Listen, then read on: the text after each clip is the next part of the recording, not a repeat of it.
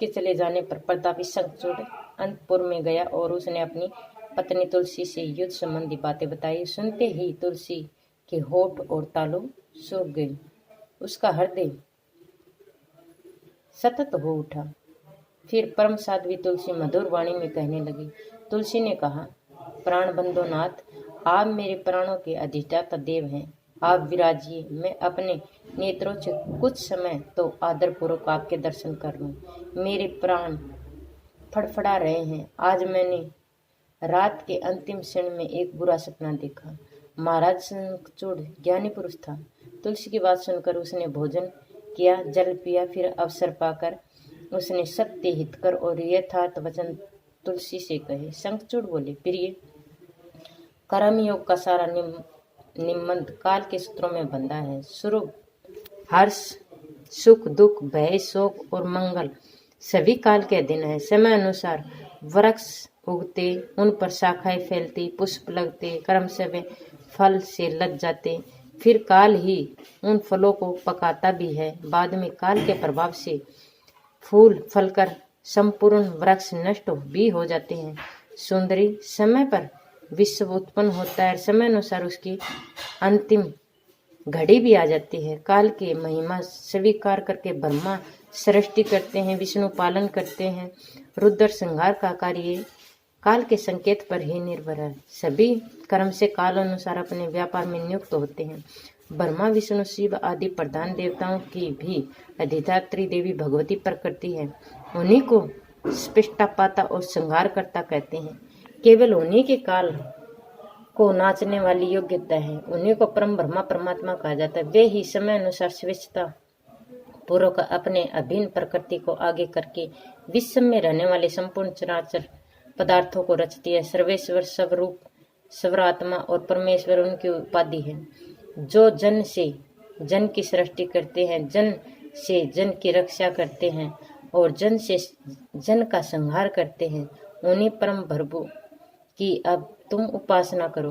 उन्हीं की आज्ञा से शीघ्रगामी पवन प्रभावित होती है, सूर्य आकाश में तपते हैं, इंद्र समय अनुसार वर्षा करते हैं, मृत्यु प्राणियों पर विचरती है, अग्नि यथा अवसर दाह उत्पन्न करते हैं तथा शीतल चंद्रमा आकाश मंडल में आकर चक्कर लगाते हैं। फिर ये जो मृत्यु काल के काल यमराज में श्रेष्ठ शासक ब्रह्मा की स्वामी, माता की माता, जगत की जननी और संहार करने वाले भी संहार करता है, उन परम प्रभु भगवान श्री हरि की शरण में तुम जाओ।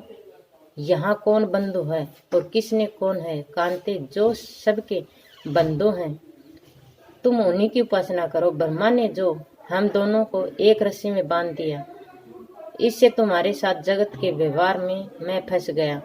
तुम विगल हो जाना विधि की इच्छा पर ही निर्भर है। शोक और विपत्ति सामने आने पर अज्ञानी पुरुष घबराता है, न कि पंडित पुरुष। काल चक्र के क्रम से सुख और दुख एक के बाद एक आते ही रहते हैं।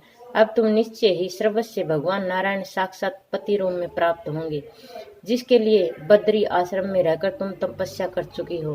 तपस्या तथा ब्रह्मा के वरदान से तुम्हें पाने का सुअवसर मुझे प्राप्त हुआ। कामिनी, उस समय तुम भगवान श्री हरि के लिए तप कर रही थी, अतः उन्हीं को प्राप्त करोगी। गोलोक में वरदान वन है, वहीं भगवान गोविंद तुम्हें अपनी प्राण प्रिय मनाएंगे। मैं भी इस दानवी शरीर को परित्याग करके उसी दिव्य लोक में चलूंगा, वहीं तुम मुझे देख सकोगे और मैं तुम्हें इस समय जो मैं परम दुर्लभ भारतवर्ष में आया हूँ, इसमें कारण केवल श्री राधा जी का श्राप है। प्रिय सुनो, मेरा गोलोक में पुनः जाना सर्वदा निश्चित है, अतः शोक करने की आवश्यकता नहीं है।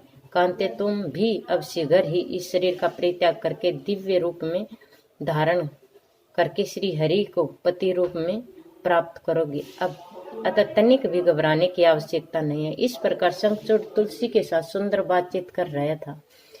इतने भी काल समय हो गया और रतन में भवन में पुष्प और चंदन से चर्चित श्रेष्ठ शैया बिछी थी। वह उस पर सो गया और भांति भांति के वैभवों की बात उसके मन में स्फुरित होने लगी। उसके भवन में रतन दीपक जल रहा था। परम सुंदरी स्त्रियों के रतन तुलसी सेवा में उपस्थित थी। ज्ञानी शंखचूड़ ने पुनः तुलसी को दिव्य ज्ञान प्रदर्शित करते हुए समझाया, साथ ही शंखचूड़ ने तुलसी को संपूर्ण शोकों को दूर करने वाले उत्तम ज्ञान को बताया, जो दिव्य भांडी वन में अपना श्री कृष्ण की कृपा से उसे प्राप्त हुआ था। ऐसे श्रेष्ठ ज्ञान को प्राप्त करके देवी के मुख में प्रसन्नता छा गई। समस्त जगत नश्वर है यह मानकर वह हर्ष पूर्वक हास्य विलास करने लगे। फिर दोनों सुखपूर्वक शयन करने लगे।